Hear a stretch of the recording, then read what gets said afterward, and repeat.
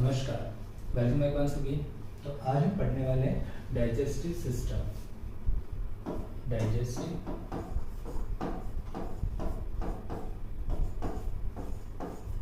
System,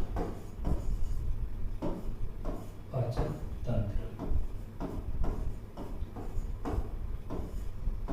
पाचन तंत्र, तो सबसे पहले हम समझेंगे पाचन क्या है।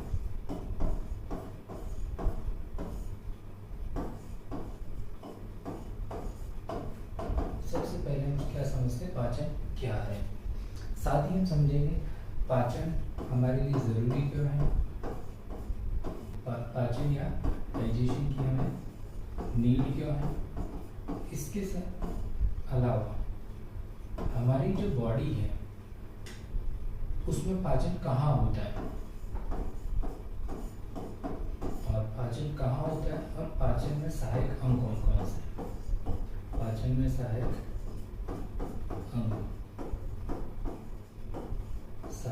अंग कौन सा और सहायक ग्रंथि। ये सारी चीजें आज हम क्या करने वाले हैं, देखने वाले हैं। पाचन क्या है, साथ ही पाचन कहाँ होता है और पाचन की हमें जरूरत क्यों है। और तो ये सारी चीजें हम क्या करने वाले हैं, देखने वाले हैं। तो सबसे पहले तो हम ये देखते हैं पाचन क्या है। तो पाचन का सिंपल सा मतलब होता है, पाचन का सिंपल सा अर्थ क्या होता है, जो भी हम खाते हैं 24 घंटे में, तो हमारे शरीर में उसका क्या होता है, पाचन होता है। पाचन अर्थात के कोई भी जटिल पदार्थ हमने खाया किसी भी फॉर्म में, चाहे वो रोटी के फॉर्म में, सब्जी के फॉर्म में, या किसी भी XYZ, तो वो हमें किस फॉर्म में मिलता है, जटिल फॉर्म में। तो उसको सरल रूप में बदल देना, सरल रूप में बदल देना, यही क्या कहलाता है, पाचन कहलाता है। तो इसकी हमें ज़रूरत क्यों है, तो ज़रूरत इसलिए है कि हमारे शरीर को या हमारी जो बॉडी है वो किससे मिलकर बनी हुई है, सेल से मिलकर बनी हुई है, कोशिकाओं से। और कोशिका को जिंदा रहने के लिए ऊर्जा की आवश्यकता होती है।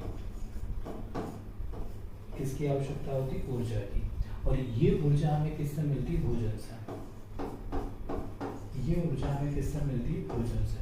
और भोजन का हम सीधे उपयोग नहीं कर सकते। हमारी जो कोशिका है उनका क्या करती है, ब्रेक डाउन करती है। ब्रेक डाउन का मतलब तोड़ना, और तोड़ती है तो उसी प्रक्रिया को हम क्या कहते हैं, ब्रेक डाउन करने की प्रक्रिया को क्या कहा जाता है, पाचन कहा जाता है। तो जब पाचन होता है तो सबसे पहले क्या हुआ, इंजेशन। तो कुछ इन स्टेप होते हैं पाचन से पहले। हम हमारी जो बॉडी है, मैं आपको थोड़ा सा आगे ले चलता हूँ कि पाचन से पहले कुछ इन स्टेप होते हैं जो हमारे बॉडी द्वारा किए जाते हैं। तो सबसे पहला स्टेप होता है जिसको कहा जाता है इंजेशन, मतलब फूड को अंदर लेना, मुख के द्वारा लेना। इसके बाद उसका क्या किया जाता है, डाइजेशन।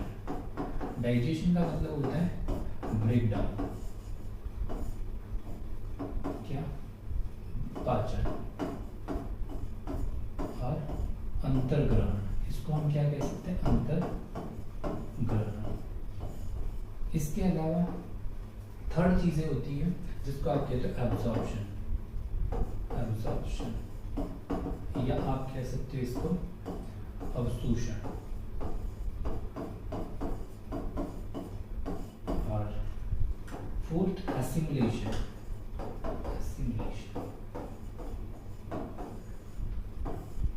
और इसको कहा जाता है एसिमिलेशन या स्वांगीकरण। इसको क्या कहा जाता है, स्वांगीकरण। इसको कहा जाता है स्वांगीकरण।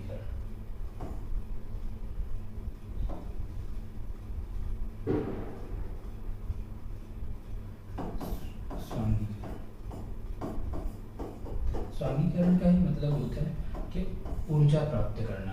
जो चीजें हमने खाई उसका क्या करना, उससे ऊर्जा प्राप्त करना, क्या कहलाता है, स्वांगीकरण। उपयोग करना, यूटिलाइज करना, आप कह सकते हो क्या करना, यूटिलाइज करना। यूटिलाइज करना, ठीक है। और लास्ट स्टेप होती है, अब जो भी चीज़ हमारी वेस्ट रह गई, क्योंकि ये सारे स्टेप करने के बाद कुछ वेस्ट बनता है, तो उसको क्या कर दिया जाता है, एक्सक्रीशन या बॉडी से रिलीज कर दिया जाता है, उत्सर्जन। तो ये सारी चीज़ें हम एक एक करके देखेंगे। तो ये 5 स्टेप होते हैं हमारी बॉडी के अंदर। पहला स्टेप क्या होता है, इंजेक्शन, यानी कि फूड को इंटेक करना, भोजन को अंदर लेना। दूसरा क्या किया जाता है, उसका ब्रेक डाउन किया जाता है, जिसका आप सीधे शब्दों में कह सकते हो ब्रेक डाउन मतलब कि कोई भी जटिल पदार्थ हमने खाया तो उसका क्या कर दिया, ब्रेक डाउन कर दिया, यानी कि सरल रूप में उसको तोड़ दिया, तो उसका कहा जाता है पाचन। थर्ड, उससे एब्जॉर्प्शन, जो भी आवश्यक चीज़ है उनको क्या कर दिया जाता है, एब्जॉर्ब कर दिया जाता है। फिर उनका क्या किया जाता है, यूटिलाइज किया जाता है। यूटिलाइज मतलब उसका उपयोग किया जाता है, जिन जिन कोशिकाओं की उसकी नीड होगी वहाँ तक उनको क्या किया जाएगा, पहुँचाया जाएगा, और उनके द्वारा उनका क्या किया जाएगा, उपयोग किया जाए, तो उसको कहा जाता है एसिमिलेशन या सांघीकरण। और फोर्थ स्टेप होती है एक्सक्रीशन, यानी कि अब जो हमारी बॉडी में कुछ एक चीज़ें जैसे कि वेस्ट के फॉर्म में बन गई, क्योंकि यूटिलाइज होने के बाद कुछ वेस्ट बन, जैसे CO2 है या फिर के एक्सक्रीट है, तो उनको क्या कर दिया जाता है, बॉडी से रिलीज कर दिया जाता है। तो ये 5 स्टेप से मिलकर हम क्या करेंगे, इस पूरे डाइजेस्टिव सिस्टम को पढ़ेंगे, ठीक है। तो आई थिंक यहाँ तक चीज़ें आपको समझ में आई होगी। अब एक बार फिर से हम देख लेते हैं कि आज जो हम पढ़ने वाले हैं, तो हम किसको पढ़ने वाले हैं, डाइजेस्टिव सिस्टम। तो डाइजेस्टिव सिस्टम, पाचन क्या है हमें समझ में आया। पाचन का सिंपल सा मतलब क्या था, जटिल पदार्थ को सरल रूप में बदलना। तो इसको एक बार और देख लेते हैं। जटिल, तो हम भोजन के रूप में क्या करते हैं, ये चीज़ हमें पता होनी चाहिए। तो भोजन के रूप में हम क्या, एक तरह से संतुलित भोजन अगर करते हैं तो हम कहते हैं उसके अलग अलग घटक होते हैं। जैसे हमने के कार्बोहाइड्रेट खाया, कार्बोहाइड्रेट, प्रोटीन, वसा, खनिज, लवण, विटामिन और जल। तो ये सारी चीज़ें हम क्या करते हैं, बॉडी में इंटेक करते हैं। तो ये सारे के सारे क्या थे, जटिल पदार्थ थे। तो अब इनको क्या करना है, सरल रूप में बदल देना है। तो अगर कार्बोहाइड्रेट का सरल रूप देखा जाए तो ये किस में टूट जाएगा, ग्लूकोज में, यानी कि शुगर में। इससे पहले हम अगर देखें तो ये स्टार्च के फॉर्म में हम इंटेक करते हैं, ठीक है। प्रोटीन है तो जैसे दालें वगैरह अगर हमने खाई तो ये किस में टूट जाएगा, एमाइनो एसिड में, एमिनो एसिड्स में। फिर वसा है, तो वसा किस में, फैटी एसिड्स या फिर वसीय अम्ल, वसीय अम्ल। खनिज लवण, इनका पाचन नहीं होता, इनका ब्रेक डाउन नहीं होता, ये क्या किए जाते हैं, डायरेक्टली एब्जॉर्ब किए जाते हैं, डायरेक्टली एब्जॉर्ब क्या कर दिए जाते हैं, डायरेक्टली एब्जॉर्ब कर दिए जाते हैं। किसका, खनिज लवण, विटामिन, जल, इनका क्या नहीं होता, ब्रेक डाउन नहीं होता, ये डायरेक्टली हमारी बॉडी में एब्जॉर्ब कर दिए जाते हैं। तो हमको समझ में आएगा भोजन हम क्या करते हैं, इस तरह से सरल रूप में बदल देते हैं। तो इसी प्रोसेस को हमने क्या नाम दिया है, पाचन नाम दिया। लेकिन अभी इतना जितना आसानी से हमें दिखाई दे रहा है ऐसा होता नहीं है, ये एग्जैक्टली ऐसा नहीं होता। ये काफ़ी कॉम्प्लेक्स प्रोसेस है, कैसा है, जटिल प्रक्रिया है। जब जटिल प्रक्रिया है तो इसमें अलग अलग अंग क्या करेंगे, पार्टिसिपेट करेंगे। कॉम्प्लेक्स प्रोसेस है तो अलग अलग अंग क्या करते हैं, इसमें पार्टिसिपेट करते हैं। तो उन्हीं को हमको देखना है। तो जैसे हम अगर देखते हैं किसको, पाचन को देखते हैं, तो हमको समझ में आता है कि सबसे पहले जो पाचन प्रारंभ होता है वो किससे होता है, मुख से। किससे प्रारंभ होता है, मुख, माउथ। फिर ये जो पार्ट है इसको कहते हैं मुख गुहा, मुख गुहा, या फिर आप कह सकते हो बक्कल कैविटी,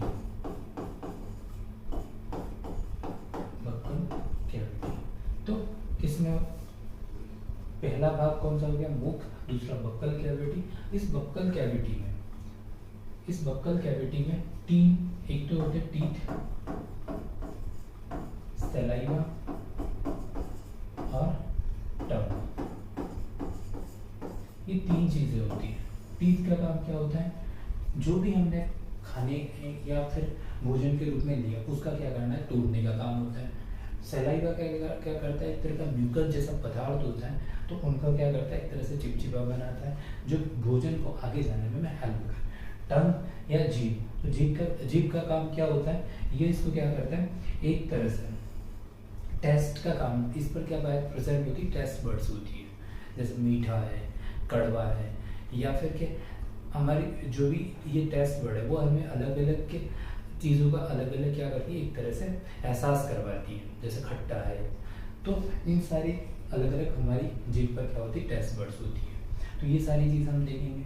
अब इसके बाद के ये जो पार्ट है कौन सा, बक्कल कैविटी, बक्कल कैविटी से जो नेक्स्ट पार्ट आता है उसको कहा जाता है फेरिंग्स, या जिसको कहते हैं ग्रसनी, क्या कहते हैं, ग्रसनी। तो ग्रसनी जिसको आप फेरिंग्स भी कहते हैं, फेरिंग्स, ये एक तरह का कॉमन पाथ है, किस किस के लिए, श्वसन के लिए और पाचन के लिए, दोनों के लिए एक तरह का कॉमन पाथ है। और फिर ये जो आगे जाके किस में खुल जाती है, ग्रसिका वाले पार्ट में, ये किस में खुल जाती है, ग्रसिका वाले पार्ट में, इसको कहा जाता है ग्रसिका, या फिर आप कह सकते हो ईसोफेगस, ईसोफेगस, ईसोफेगस। ईसोफेगस में एक बहुत ही इंपॉर्टेंट चीज होती है जिसको आप क्या कहते हो, कि ईसोफेगस में क्या होता है कि यहाँ पर पेरिस्टालिस मूवमेंट होती है, क्या होती है, पेरिस्टालिस या फिर क्रमाकुंचन गतियां, क्रमाकुंचन गतियां, क्रमाकुंचन गतियां का मतलब होता है एक्सपेंड और कॉन्ट्रैक्शन, एक्सपेंड और कॉन्ट्रैक्शन, इस तरह की क्या होती है, एक तरह की मूवमेंट्स होती है, इस तरह की स्ट्रक्चर होती है यहाँ पे। तो इससे फूड क्या होता है, आसानी से नीचे की तरफ आता है, लेकिन यहाँ पर किसी प्रकार का पाचन नहीं होता है, ईसोफेगस में किसी भी प्रकार का क्या नहीं होता है, पाचन नहीं होता है। तो ये चीज़ हमें क्या रखनी, याद रखनी है, ठीक है। तो ये ऊपर वाला पार्ट तो हमने एक तरह से समझ लिया कि इसमें बड़े बड़े पार्ट्स के नाम आए, क्या नाम है, मुख आ गया, मुख आ गया, फिर ये ग्रसिका वाला और फेरिंग्स वाला। फेरिंग्स का हमें क्या ध्यान रखना है कि ये एक तरह का कॉमन पाथ है, जबकि ग्रसिका क्या है, ग्रसिका एक में क्रमाकुंचन गतियाँ होती है, फूड आगे की तरफ ही क्या करता है, ले जाने का, लेकिन यहाँ पर पाचन नहीं होता। अब ये आगे जाके किस में खुलता है, स्टोमक वाले पार्ट में, किस में जाके खुलता है, स्टोमक, या जिसको आप कहते हो अमाशय, किस में जाके खुलता है, अमाशय। अमाशय एक तरह का मस्कुलर ऑर्गन है, क्या है ये, एक तरह का मस्कुलर ऑर्गन है। तो मस्कुलर ऑर्गन है तो इसकी हम सारी चीज़ें डिटेल से समझेंगे, लेकिन थोड़ा सा हम समझ लेते हैं कि यहाँ पर होता है, तो यहाँ पर पाचन होता है, जो भी हमने फूड खाया तो यहाँ पर क्या HCl प्रेजेंट होता है, म्यूकस प्रेजेंट होता है, साथ में यहाँ पे गैस्ट्रिक जूसेस प्रेजेंट होते हैं, तो यहाँ पर क्या होता है, पाचन होता है। अब जैसे ही कुछ समय तक फूड यहाँ पर ठहरता है तो ये फूड कहाँ पर पहुँच जाता है, आंत वाले पार्ट में, और आंत वाले भी किसमें, स्मॉल इंटेस्टाइन, स्मॉल इंटेस्टाइन के 3 पार्ट होते हैं, जिसको हम थोड़ा सा अगर देखें तो हम कहते हैं डी, जे और आई, ड्यूडेनम, जेजुनम और इलियम, 3 चीज़ होती है। तो ड्यूडेनम वाले पार्ट में जाके खुलती है, फिर इसके बाद ये फूड आगे चले जाता है। तो यहाँ पर ये एक तो ये लीवर है और दूसरा क्या है, इसके जस्ट नीचे की साइड में, मैं अलग पेन से यूज कर रहा हूँ, ये यहाँ पे ये जो नीचे दिख रहा है, तो ये क्या है, पेनक्रियास, जिसको आप कहते हैं अमाशय। अमाशय, लीवर अपना जूस सीक्रेट करता है जिसको बाइल जूस कहते हैं, पेनक्रियास अपना जूस सीक्रेट करता है जिसको पेनक्रियाटिक जूस कहते हैं। तो ये दोनों जूस मिलकर किस में जाके खुलते हैं, इस स्मॉल इंटेस्टाइन वाले पार्ट में। तो अब यहाँ पर क्या होता है, सभी का पाचन होता है, किसका, कार्बोहाइड्रेट का भी पाचन होता है, साथ में प्रोटीन का जो भी बच गया है, प्रोटीन, वसा, इन सब का पाचन किसमें होता है, स्मॉल इंटेस्टाइन में। इसके बाद फूड को किसमें भेज दिया जाता है, बड़ी आंत वाले पार्ट में भेज दिया जाता है, इधर साइड भेज दिया जाता है, और यहाँ पर भेजने के बाद यहाँ पे सिर्फ जल का अवशोषण होता है या कुछ मेडिसिन का अवशोषण होता है, और इसके बाद इसको किस में भेज दिया जाता है, कॉलन, रेक्टम। तो रेक्टम क्या है, मलाशय में भेज दिया जाता है। यह भी केस का बड़ी आंत का ही पार्ट है। तो रेक्टम में भेज दिया जाता है, यहाँ पे कुछ समय तक ठहरता है। इसके बाद क्या होते हैं, एक तरह से रिफ्लेक्स होते हैं। रिफ्लेक्स से हमारे ब्रेन तक मैसेज जाता है कि हमें क्या करना चाहिए, फूड को क्या, वेस्ट को क्या कर देना चाहिए, बॉडी से रिलीज कर देना चाहिए। तो ये एनस के द्वारा फूड हम क्या कर देते हैं, रिलीज कर देते हैं। एनस मतलब गुदा, इसके द्वारा गुदा द्वारा फूड को हमने क्या करके बॉडी से रिलीज कर दिया। तो ये सारी जो एक तरह का प्रोसेस था, या ये सारी चीज़ें हमने देखी, वो किससे रिलेटेड देखी, डाइजेस्टिव सिस्टम से रिलेटेड देखी। तो ये तो हमने डायग्रामेटिक समझा, लेकिन हम अब क्या करेंगे, एक एक चीज़ को डिटेल से समझेंगे, किसका क्या मैकेनिज्म है और किसका कहाँ क्या रोल होता है। तो ये सारी चीज़ें आई थिंक आपको समझ आ गई होगी। तो इनमें दो चीज़ इन्वॉल्व हुई, एक तो क्या हुए ऑर्गन्स, और एक क्या हुई ग्रंथियाँ, ग्लैंड्स। तो यहाँ से मुख से गुदा तक के पार्ट को हमने क्या कहा, आहार नाल का। मुख से लेकर गुदा तक के पार्ट को ही हम क्या कहते हैं, आहार नाल या एलिमेंट्री कैनाल। तो उसके बीच में दो चीज़ें आ गई, एक तो अंग आ गए और दूसरी ग्रंथियाँ। ग्रंथियों में दो नाम मेजर है, एक तो किसका नाम है, लीवर का, और एक किसका है, पैनक्रियास का। पैनक्रियास के अलावा एक सैलाइडी ग्लैंड और होती है। तो ये सभी ग्लैंड्स वगैरह भी क्या करती है, डाइजेशन में हेल्प करती है। तो आई थिंक ये चीज़ें आपको समझ में आ गई होगी।